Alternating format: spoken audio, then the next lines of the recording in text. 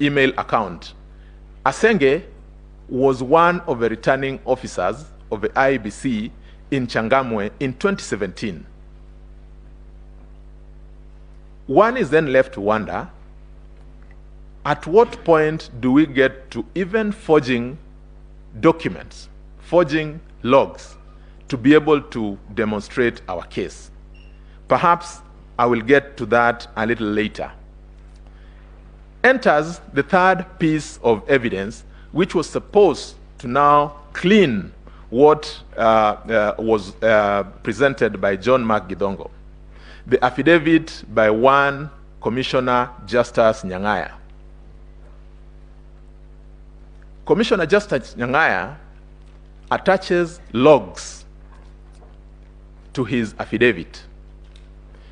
He then emphatically indicates that those logs go into confirming that specific named people accessed the system and that they then interfered with the results.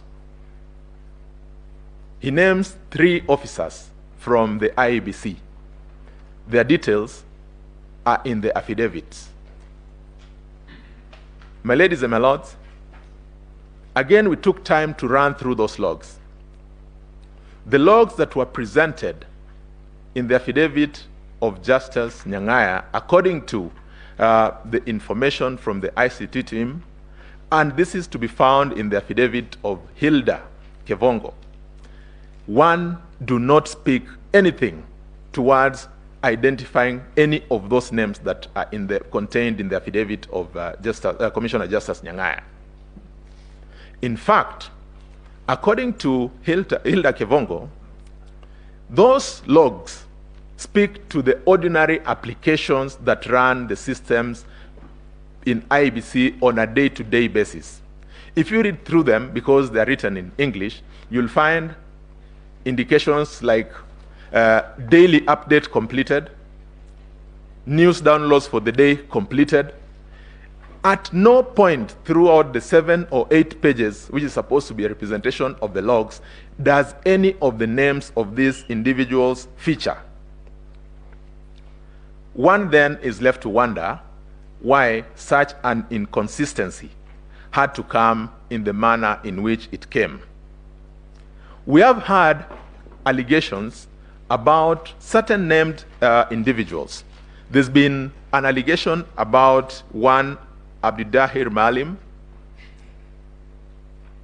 My ladies, my lords, Abdidahir Malim was one of the returning officers, duly gazetted for purposes of this election. Like I earlier said, he then had access limited to the singular purpose of transmitting the Form 34B in relation to the area he was presiding over.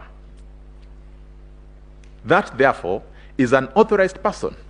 And indeed, Hilda goes on in her affidavit to confirm that all those other people who were mentioned were people who were duly authorized.